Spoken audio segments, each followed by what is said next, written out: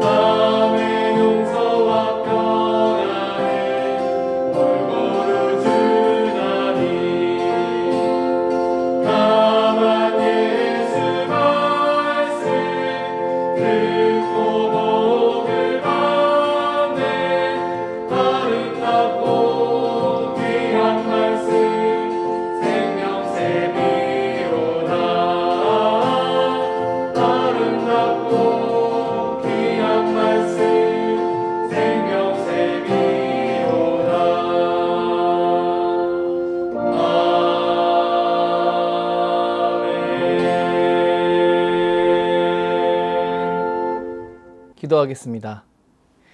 사랑의 하나님, 오늘 하루도 주의 말씀으로 시작하게 하시니 감사합니다.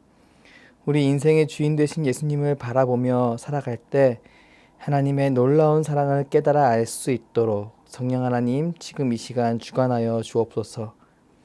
우리의 어두운 눈을 밝히시고 하나님의 놀라운 사랑에 감격하게 하옵소서.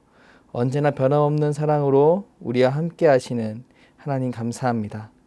정말 감사드리며 참 사랑의 증거 되신 예수 그리스도의 이름으로 기도합니다. 아멘. 오늘 우리에게 주신 하나님 말씀은 마태복음 12장 1절부터 21절까지 말씀입니다. 그때 예수께서 안식일에 밀밭 사이로 가실새 해자들이 시장하여 이삭을 잘라 먹으니 바리새인들이 보고 예수께 말하되 보시오 당신의 해자들이 안식일에 하지 못할 일을 하나이다. 예수께서 이르시되 다윗이 자기와 그 함께한 자들이 시장할 때에 한 일을 읽지 못하였느냐. 그가 하나님의 전에 들어가서 해자장 외에는 자기나 그와 함께한 자들이 먹어서는 안 되는 진설병을 먹지 아니하였느냐. 또 안식일에 제사장들이 성전 안에서 안식을 범하여도 죄가 없음을 너희가 율법에서 읽지 못하였느냐. 내가 너희에게 이르노니 성전보다 더 큰 이가 여기 있느니라. 나는 자비를 원하고 제사를 원하지 아니하노라 하신 뜻을 너희가 알았더라면 무죄한 죄를 정죄하지 아니하였으리라. 인자는 안식일의 주인이니라 하시니라. 거기서 떠나 그들의 회당에 들어가시니 한쪽 손 마른 사람이 있는지라. 사람들이 예수를 고발하려 하여 물어 이르되 안식일에 병 고치는 것이 옳으니까. 예수께서 이르시되 너희 중에 어떤 사람이 양 한 마리가 있어 안식일에 구덩이에 빠졌으며 끌어내지 아니하겠느냐. 사람이 양보다 얼마나 더 귀하냐. 그러므로 안식일에 선을 행하는 것이 옳으니라 하시고 이에 그 사람에게 이르시되 손을 내밀라 하시니 그가 내밀매 다른 손과 같이 회복되어 성하더라. 바리새인들이 나가서 어떻게 하여 예수를 죽일까 의논하거늘 예수께서 아시고 거기를 떠나가시니 많은 사람이 따르는지라. 예수께서 그들의 병을 다 고치시고 자기를 나타내지 말라 경고하셨으니 이는 선지자 이사야를 통해 말씀하신 바 보라 내가 택한 종 곧 내 마음에 기뻐하는 바 내가 사랑하는 자로다. 내가 내 영을 그에게 줄 터이니 그가 심판을 이방에게 알게 하리라. 그는 다투지도 아니하며 들레지도 아니하리니 아무도 길에서 그 소리를 듣지 못하리라. 상한 갈대를 꺾지 아니하며 꺼져가는 심지를 끄지 아니하기를 심판하여 이길 때까지 하리니 또한 이방인들이 그의 이름을 바라리라 함을 이루려 하심이니라. 아멘. 하나님의 참 의도라는 제목으로 말씀 증거하도록 하겠습니다. 마태복음 11장에서 예수님은 많은 말씀과 이적을 체험했음에도 회개하지 않는 자들을 책망하십니다. 그리고 이러한 현실임에도 불구하고 하나님의 뜻을 이뤄가시는 하나님께 감사하며 수고하고 무거운 짐진 자들을 자신의 품으로 초청하십니다. 그리고 오늘 본문인 마태복음 12장에서 바리새인들과 논쟁하시며 예수님이 안식일의 주인이시라는 점을 부각시키십니다. 예수님은 논쟁 후 안식일에 병자를 고치시며 자신의 주장에 격을 높이시고 마태복음의 저자 마태는 구약을 인용하며 예수님이 하나님께서 택하신 메시아이심을 독자들에게 다시 보여줍니다. 이런 흐름 속에서 오늘 집중하고 싶은 부분이 있는데요. 바로 안식일에 관한 상반된 두 의견입니다. 여기서 두 의견을 비치는 그룹은 바리새인과 예수님입니다. 바리새인은 예수님의 제자들이 안식일에 밀을 따먹는 모습을 보며 당신의 제자들은 왜 안식일을 지키지 않느냐고 질문합니다. 여기서 우리는 한 가지 질문이 생깁니다. 고작 밀을 비벼 먹었을 뿐인데 왜 그토록 감정을 실어서 질문하는 것일까? 왜 그들은 제자들을 이토록 공격하는 것일까? 우리는 감정적으로 그들이 예수님을 싫어해서라고 생각할 수 있습니다. 하지만 그들에게는 분명한 근거가 있었습니다. 바로 안식일 금지 규정입니다. 율법에 등장하는 안식일 관련 규정은 10계명 중에 4계명인 안식일을 거룩하게 지키라라는 큰 조항 하나뿐입니다. 이 구체적인 사례들이 하나씩 만들어지게 되는데 유대인들의 전승에 의하면 안식일 관련 규정이 무려 39가지나 되었다고 합니다. 미리삭을 따서 손으로 비벼 먹는 행위, 이것은 추수행위와 탈곡행위로 간주되어서 노동으로 규정되었다고 합니다. 전쟁, 생명에 직접 관계되지 않은 의료행위, 난방이나 취사를 위해 불을 피우는 행위, 물건을 사고 팔거나 매매하는 행위, 규정 이상의 거리를 여행하는 행위. 대표적인 안식일 관련 규정입니다. 이러한 안식일 금지 규정을 범한 자는 죽거나 이스라엘 공동체에서 추방당하였습니다. 우린 이러한 이스라엘의 전통을 통해 유대인들에게 안식은 안식일 준수를 의미했음을 알 수 있습니다. 그들의 전통은 안식일을 명령하시는 하나님의 의도보다는 명령 그 자체인 일을 안 하는 것에 집중해 있었는데요. 집에 어린아이가 있는데 뜨거운 커피포트 앞을 지나가고 있다고 합시다. 그때 부모가 어린아이에게 커피포트를 만지지 말라라고 말하는 것은 무슨 의도가 있는 것일까요? 무엇보다 그 아이를 보호하는 것에 목적과 의도가 있을 것입니다. 분명히 그 부모는 사랑하는 그 아이를 지키기 위해 그런 말을 했을 것입니다. 그 아이의 행동을 제한하는 것이 목적이 아니고요. 그 아이를 지키는데 부모의 관심과 목적, 모든 것이 있는 겁니다. 여러분, 안식일도 이와 마찬가지 아닐까요? 하나님께서는 출애굽기 20장 2절 말씀을 통해 십계명을 주신 분이 어떤 분인지 스스로를 설명하십니다. 우리 20장 2절 말씀 같이 읽겠습니다. 나는 너를 애굽 땅 종이 되었던 집에서 인도하여 낸 내 하나님 여호와니라. 하나님은 이스라엘 사람들이 하나님이 그들을 구원하셨다는 것과 그들의 삶을 인도하시는 분이셨다는 것을 기억하길 원하였습니다. 하나님 외에 다른 것을 이스라엘 사람들이 붙잡을 때 그들의 삶이 더욱 피폐해질 것이기에 이미 출애굽을 통해 자기 사랑을 보이신 하나님은 사랑하는 백성을 보호하기 위해 십계명을 명령하십니다. 그런 의미에서 안식일을 거룩하게 지키라라는 계명은 자기의 인생을 지탱하는 것이 자신의 노력이라고 여기는 우상 숭배가 사랑하는 이스라엘 백성에게 들어가지 않도록 막고자 하시는 하나님의 돌보심이라고 할 수 있습니다. 그렇기에 하나님은 자신의 생존을 위해 안식일에 만나를 따는 사람들은 훈계하시지만 안식일에 하나님을 섬기기 위해 제사장들이 일하는 것을 막지 않으십니다. 그리고 제사장만 먹을 수 있는 진설병을 다윗이 먹었을 때도 벌하지 않으십니다. 그가 기름 부음 받은 자로서 하나님 나라를 위해 일하고 있던 중이었기 때문입니다. 예수님은 다윗의 예를 들면서 바리새인들을 나무라시는데요. 12장 3절 말씀 함께 읽겠습니다. 예수께서 이르시되 다윗이 자기와 그와 함께한 자들이 시장할 때 한 일을 읽지 못하였느냐? 어떠어떠한 일을 읽지 못하였느냐? 그 누구보다 말씀을 많이 읽고 자신의 행동을 절제하며 살아온 것이 자랑인 바리새인에겐 너무나 치욕적인 질문이었습니다. 예수님은 이 질문을 통해 바리새인들이 성경을 철저하게 알고 있지만 성경의 진정한 의미에 대해 무지했음을 드러내십니다. 참으로 그들은 이 이야기를 여러 번 읽었지만 그 의미를 분간하거나 적용하지 못한 것이 분명합니다. 하나님 나라의 도래를 이 땅 가운데 전하시고 적용시키시는 예수님. 그 예수님을 따르는 무리와 기름 부음 받은 다윗과 무슨 차이가 있을까요? 예수님은 차이가 없다라고 말씀하시며 제자들이 안식일에 이삭을 비워 먹는 행위가 자신의 생존을 위한 것이 아니라 하나님을 위한 삶의 과정이었음을 분명히 하십니다. 그리고 그것을 하나님께서 용납해 주신다고 말씀하십니다. 더 나아가 그들의 분노는 말씀에 관한 오해와 자신의 기득권이 침해받는 것에 대한 것임을 나타내십니다. 7절 말씀 함께 읽겠습니다. 나는 자비를 원하고 제사를 원하지 아니하노라 하신 뜻을 너희가 알았더라면 무죄한 자를 정죄하지 아니하였으리라. 호세아 6장에 나오는 말씀입니다.